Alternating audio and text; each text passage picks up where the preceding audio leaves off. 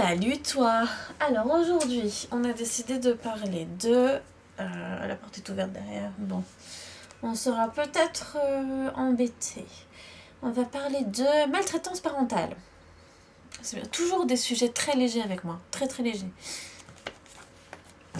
Alors, en ce qui concerne la maltraitance parentale, qu'est-ce que j'avais envie de dire sur le sujet ? Oui, que c'est un sujet qui est très clivant dans la société. Et c'est surtout un sujet qui est très tabou, la maltraitance parentale. Il y a plusieurs raisons à ça. La première, c'est qu'on ne sait pas, quand on est témoin de maltraitance parentale, de maltraitance de manière générale, on ne sait pas si on doit réagir ou pas. Exemple très très simple. J'ai déjà fait une vidéo sur mon agression de juin dernier. Et lors de cette agression, j'ai demandé à l'aide. J'ai demandé à l'aide dans la rue et il y avait une jeune femme qui était là et qui ne savait pas quoi faire. Elle est restée tétanisée. Au début, elle ne savait pas si je connaissais l'homme qui m'agressait ou pas. Ensuite, elle se disait mais que je réagisse ou que je réagisse pas, de toute façon, je suis impuissante parce que je suis une femme, je suis moins forte que lui et je ne vais pas pouvoir l'aider elle. Et aussi le temps que j'appelle la police, ça sera déjà trop tard quoi. Il l'aura déjà fait, il l'aura déjà agressé complètement. Donc voilà. Ça a été compliqué pour elle et elle s'est sentie très coupable après. Parce que les policiers lui ont demandé de m'aider, de me raccompagner chez moi, de me laisser son numéro de téléphone pour que je puisse l'appeler si jamais ça va pas, ce genre de choses. Et je l'ai pas fait. Si jamais elle tombe sur cette vidéo, je l'ai pas fait parce que j'en avais pas besoin, pas parce que j'en ai mal ou que je sais pas, ou que j'en avais pas besoin.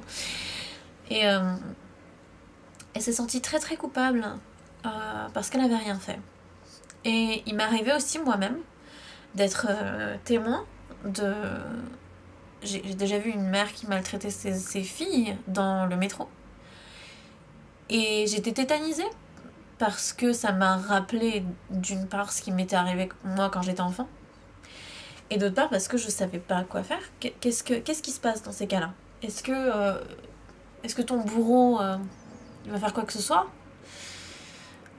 Si jamais tu lui dis si jamais tu lui dis qu'il est en train de te maltraiter, à mon avis il va pas comprendre et s'arrêter, s'excuser. Je pense qu'il va plutôt te prendre à partie,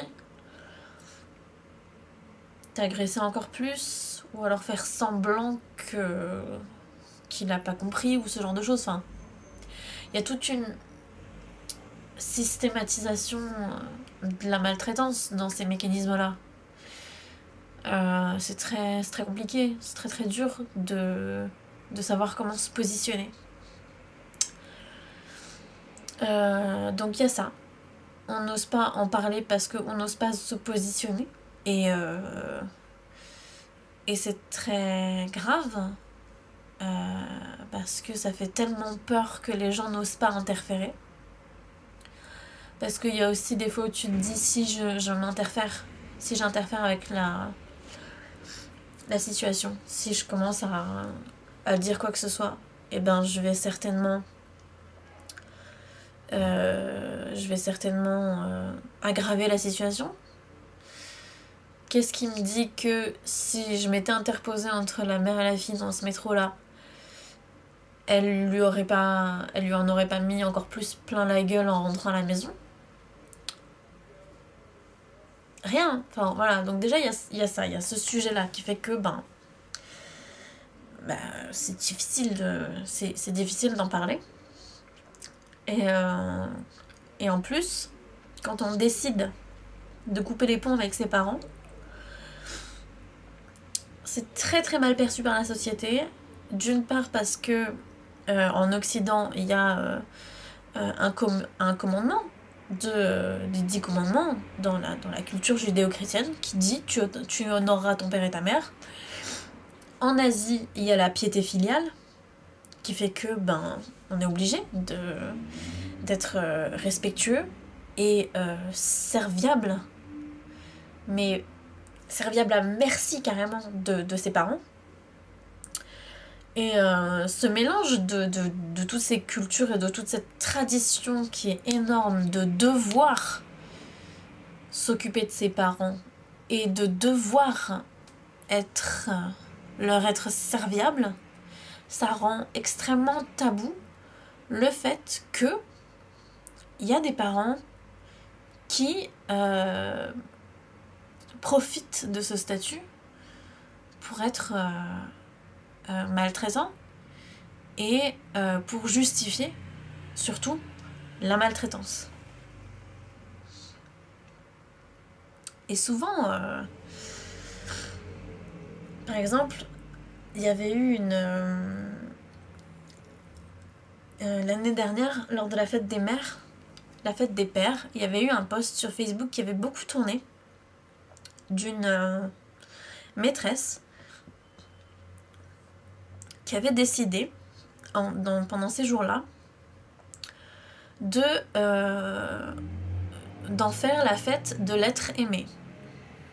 Parce qu'il y a certains enfants qui n'ont pas leurs parents, qui ont des parents qui sont décédés.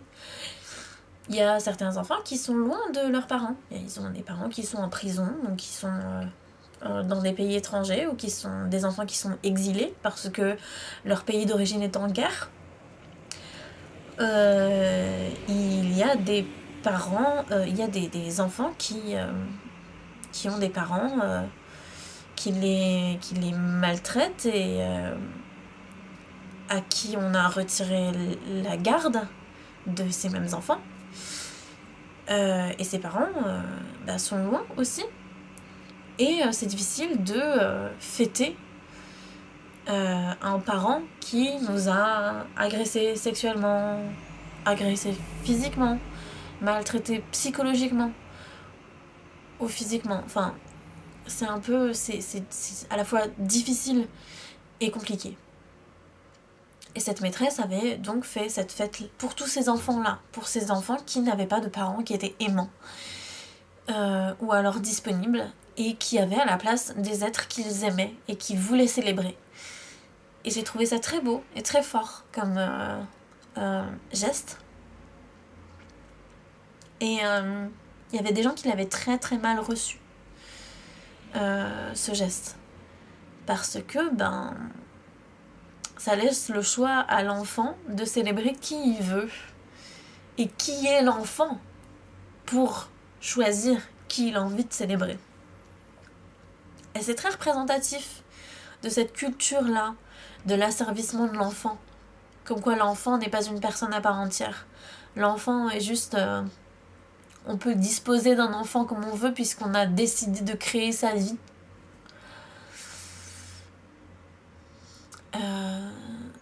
Sauf que c'est pas comme ça que ça se passe, les gars. Enfin, voilà. Et on voit cette dichotomie de manière très présente et prégnante quand on parle de l'usage de la gifle dans l'éducation des enfants. Gifler un adulte, c'est un délit, c'est une agression, mais gifler un enfant, ça c'est admis. Pourquoi ? Pourquoi ce même geste aurait une signification différente selon l'âge et le statut de la personne qui gifle ? C'est terrible de faire ça. C'est terrible de banaliser une agression qui a des répercussions physiques très très sévères chez les enfants. Il y a des cas d'état de stress post-traumatique, il y a des cas d'aires de Broca dans le cerveau qui sont touchés, il y a des cas neurologiques très très sévères qui sont déclenchés à cause de ces gifles-là. Et les gens qui utilisent la gifle répondent « Oui, mais moi j'ai été giflée et je vais très bien. » Et à ça, on a envie de répondre « Ouais, enfin, moi j'ai traversé la route des dizaines de fois sans jamais avoir été percutée par une voiture. Au feu rouge, je veux dire. Et c'est pas pour ça que ça va jamais m'arriver, tu vois. C'est pas parce que je suis jamais morte... je suis pas morte parce que j'ai joué les yeux bandés sur l'autoroute que il faut que j'aille jouer les yeux bandés sur l'autoroute. Enfin, c'est pas parce que y a un mec qui a jamais eu le cancer alors qu'il fumait toute sa vie que il faut fumer. Enfin, je veux dire... Donc c'est pareil pour... c'est pareil pour la gifle. La maltraitance des enfants, il faut pas la faire. Parce qu'il y a des répercussions qui sont très graves. Et c'est pas parce que certains enfants n'ont pas de répercussions une fois adultes qu'il faut le faire quand même. Et surtout, qui tu es pour dire que tu as reçu des gifles et que tu vas très bien? Est-ce que tu en es sûr? Est-ce que tu es sûr que tu vas bien?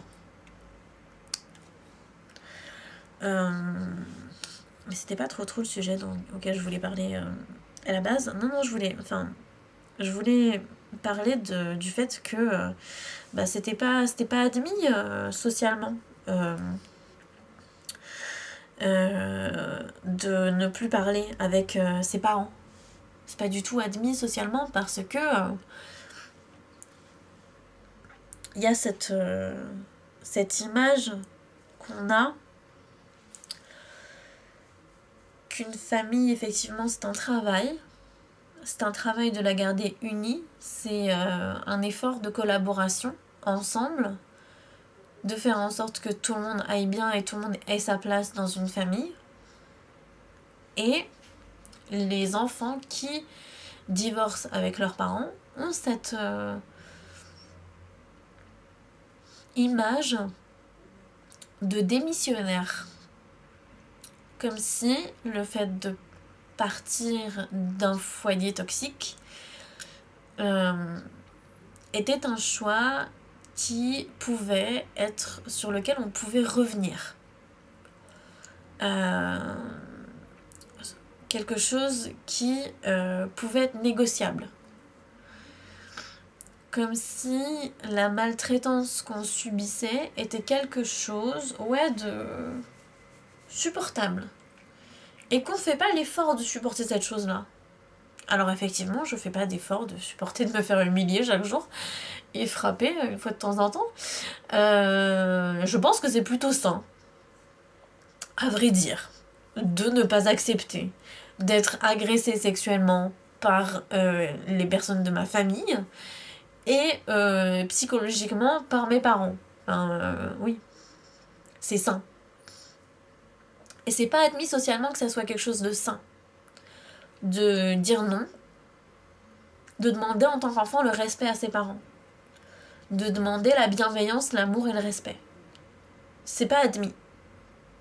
Ce qui est admis, c'est qu'un enfant doit faire ce qu'on lui demande et que s'il n'est pas obéissant, c'est là qu'il y a un problème. Et c'est d'autant plus problématique qu'il y a un espèce de paradoxe super étrange quant à l'obéissance de l'enfant. On admet que l'enfant doit être obéissant, et quand il n'y arrive pas, quels que soient les efforts qu'il fournit, et qu'il y a un diagnostic d'hyperactivité, et qu'on dit à la famille que ça serait bien de mettre en place un traitement parce que neurologiquement l'enfant n'est pas capable de se concentrer et que ça peut être dangereux pour lui, il y a une espèce de rejet du fait que il puisse être traité, quoi. Il y a un rejet de tous les médicaments et de tous les traitements possibles et imaginables.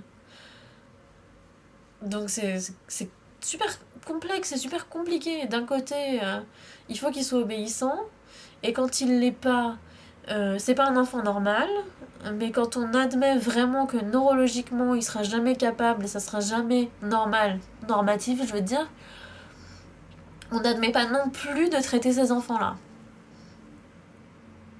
C'est compliqué, hein. Ça a l'air compliqué dans la tête des neurotypiques, oui aussi. Donc oui, il faut admettre tout ça, il faut admettre que parfois, les parents ne sont pas des dieux, Et ce n'est pas parce qu'ils ont créé la vie, oui, qu'ils sont des dieux. Parfois ils font des erreurs, souvent ils en font. Et dans de nombreuses circonstances, ils sont extrêmement maltraitants. Et on ne peut pas rester dans une famille qui nous maltraite sans demander de respect, demander... Ouais, sans... comment dire, s'impliquer dans le fait de demander de manière insistée, je veux dire de manière appuyée, d'être complètement, ouais,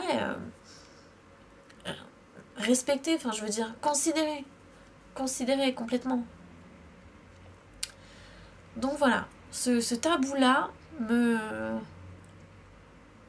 fait énormément réfléchir.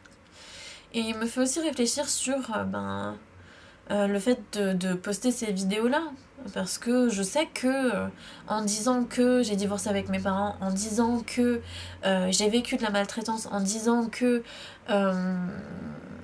j'ai un fonctionnement neurologique qui est différent, je sais que je vais être marginalisée et je prends le risque d'être jugée et d'être aussi encore plus maltraitée. Mais je le fais parce que ce sujet tabou, il faut en parler. Complètement et totalement. Il faut en parler. Et voilà. Je crois que c'est tout. J'espère que cette vidéo t'a plu. Et si jamais t'as des questions, ose les poser en commentaire. J'y répondrai au mieux. Voilà. Toutes mes coordonnées sont dans la description. Allez, bisous.